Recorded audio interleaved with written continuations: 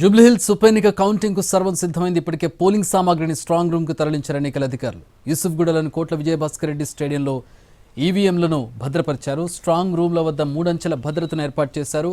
కోట్ల విజయభాస్కర్ రెడ్డి స్టేడియం ప్రస్తుతం సీసీ కెమెరాల నిఘాలో ఉంది.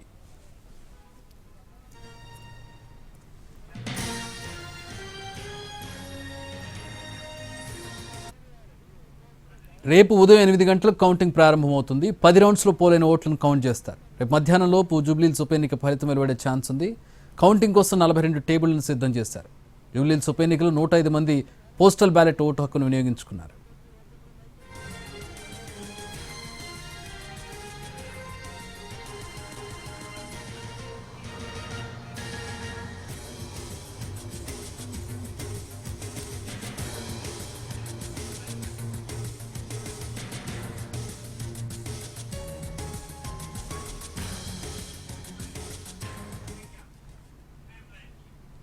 రెండు తెలుగు రాష్ట్రాలు ఆసక్తిగా ఎదురుచూస్తున్న జూబ్లీహిల్స్ ఫలితాలు రేపు విడుదల కాబోతున్నాయి. ఎవరు నెగ్గబోతున్నారనే దానికి సంబంధించి రేపు మధ్యాహ్నంలోపు క్లారిటీ వచ్చే అవకాశం కనపడుతోంది. ఇది యూసుఫ్గూడలోని కోట్ల విజయభాస్కర్ రెడ్డి స్టేడియంలో ఈ లెక్కింపు జరగబోతుంది. దీనికి సంబంధించి మరిన్ని వివరాలు అందించడానికి ప్రస్తుతం యూసుఫ్గూడ నుంచి మా ప్రతినిధి ప్రేమ్ జాయిన్ అవుతున్నారు. ప్రేమ్, ఎట్లా ఏర్పాట్లు చేశారు?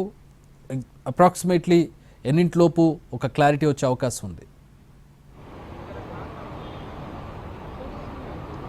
Thank you. ముఖ్యంగా అటు అందరూ ఎదురు చూస్తున్నటువంటి జూబ్లీహిల్స్ ఉప ఎన్నికకు సంబంధించినటువంటి ఎన్నిక కూడా పూర్తి చేసుకుంది. ఆ ఎన్నిక పూర్తి చేసుకున్న రోజే పూర్తిగా ఆ యొక్క ఈవీఎంలన్నింటినీ కూడా తీసుకొచ్చి యూసుఫ్గూడలో ఏర్పాటు చేసినటువంటి యొక్క కోట్ల విజయభాస్కర్ రెడ్డి స్టేడియంలో ఏర్పాటు చేసినటువంటి స్ట్రాంగ్ రూమ్ లో కూడా ఈవీఎంలన్నింటినీ కూడా భద్రపరిచారు. ఈ నేపథ్యంలోనే అటు అధికారులు కూడా పూర్తి బందోబస్తు ఏర్పాటు చేసి ఇవన్నింటినీ కూడా అటు సెక్యూరిటీ కెమెరాస్ తో పాటుగా కూడా పూర్తిగా అబ్జర్వ్ చేసినటువంటి పరిస్థితి కూడా నెలకొన్నది. దీనికి రేపు ఉదయం 8 గంటల నుంచి కూడా ఈ యొక్క లెక్కింపు ప్రక్రియ ప్రారంభమవడంతో కాస్త ఈ యొక్క ఉత్కంఠకు కూడా తెరదిగేటటువంటి అవకాశం కూడా కనిపిస్తుంది. ముఖ్యంగా దీనికి అవసరమైనటువంటి పూర్తి ఏర్పాట్లను కూడా అటు ఎన్నికల సంఘం అధికారులు కూడా ఏర్పాటు చేయడం జరిగింది. అవసరమైనటువంటి ఈ యొక్క లెక్కింపు ప్రక్రియకు అవసరమైనటువంటి ఏర్పాట్లలో భాగంగా కూడా మొత్తం 42 టేబుల్స్ లో 10 రౌండ్లలో యొక్క లెక్కింపును కూడా పూర్తి చేసేందుకు కూడా అధికారులు అవసరమైనటువంటి ఏర్పాట్లను కూడా చేయడం జరిగింది. ముఖ్యంగా 8 గంటలకు ప్రారంభమయ్యేటటువంటి యొక్క ఓట్ల లెక్కింపు ప్రక్రియలో భాగంగా కూడా అటు మొదటగా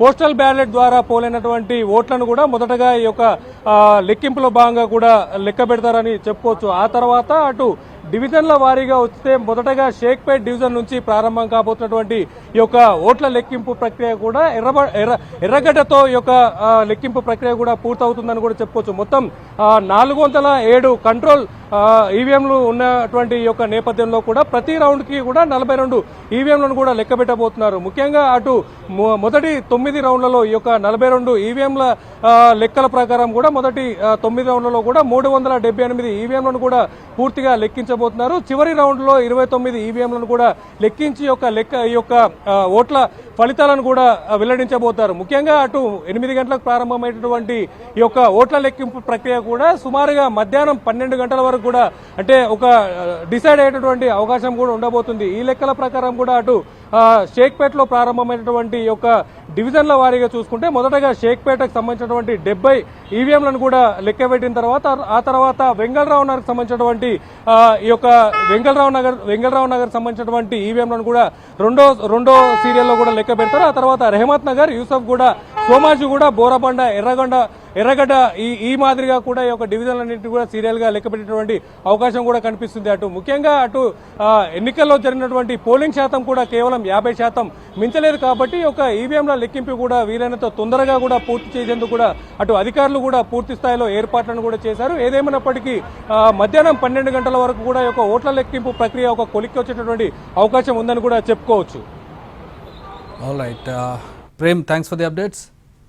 అది కోట్ల విజయభాస్కర్ రెడ్డి స్టేడియంలో, ఇండోర్ స్టేడియంలో ఓట్ల లెక్కింపు ఉంటుంది. రేపు మధ్యాహ్నం 11-12 గంటలకి 8 గంటలకి కౌంటింగ్ స్టార్ట్ అవుతుంది. 12 గంటలకి ఒక క్లారిటీ వచ్చే అవకాశం ఉంది. ఎందుకంటే ఒకటే కాన్స్టిట్యున్సీ 10 రౌండ్లు మాత్రమే ఉన్నాయి కాబట్టి సగం రౌండ్లు అంటే 4-5 రౌండ్కి ఒక క్లారిటీ వచ్చే అవకాశం కనపడుతోంది. 569 బ్యాలెట్ యూనిట్లో 569 వీవీప్యాట్లను కోట్ల విజయభాస్కర్ రెడ్డి ఇండోర్ స్టేడియంలో భద్రపరిచారు. 42 టేబుల్స్ ఉంటాయి, కౌంటింగ్ చేస్తారు. 10 రౌండ్లలో ఫలితాలు వస్తాయి. 150 పోస్టల్ బ్యాలెట్స్ ఉన్నట్టుగా తెలుస్తోంది. ముందుగా పోస్టల్ బ్యాలెట్స్, ఆ తర్వాత యాక్చువల్ కౌంటింగ్ జరుగుతుంది. సో చాలా తక్కువ సమయంలోనే రిజల్ట్ తేలిపోయే అవకాశం కనబడుతోంది. అధికార కాంగ్రెస్సా, ప్రతిపక్ష బీఆర్ఎస్సా, బీజేపీకి డిపాజిట్లు వస్తాయా అనేది రేపు తేలిపోబోతోంది. రెండు తెలుగు రాష్ట్రాలు ఆసక్తికరంగా ఎదురు చూస్తున్నాయి. మాగంటి గోపీనాథ్ మృతి చెందడంతో వచ్చినటువంటి బైపోల్స్ సిట్టింగ్ బీఆర్ఎస్ అయినప్పటికీ కూడా కాంగ్రెస్ ఇక్కడ గెలిచి తమ పాలన గొప్పగా ఉంది, ప్రజల్లో ఒక పాజిటివ్ ఒపీనియన్ ఉందనే ఒక మెసేజ్ని పంపించాలని చూస్తూ ఉంటే కాంగ్రెస్కి ఒక షాక్ ఇచ్చి రాబోయేది బీఆర్ఎస్ ప్రభుత్వమే, ప్రజల్లో అసంతృప్తి ఉందనే ఒక నిరూపణ చేయాలని బీఆర్ఎస్ రెండు కూడా పోటాపోటీగా తీసుకునే ప్రచారం అదే విధంగా జరిగింది, పోల్ మేనేజ్మెంట్ అదే విధంగా జరిగింది. ఎలక్షన్ తర్వాత, ఎలక్షన్ అయితే పూర్తయింది, ప్రస్తుతం ప్రజల డెసిషన్ అనేది ఈవీఎంస్లో నిక్షిప్తమైంది. రేపు మధ్యాహ్నానికి ప్రీ లంచ్ 12-1 గంట సమయానికి ఒక క్లారిటీ వచ్చే అవకాశం కనబడుతోంది.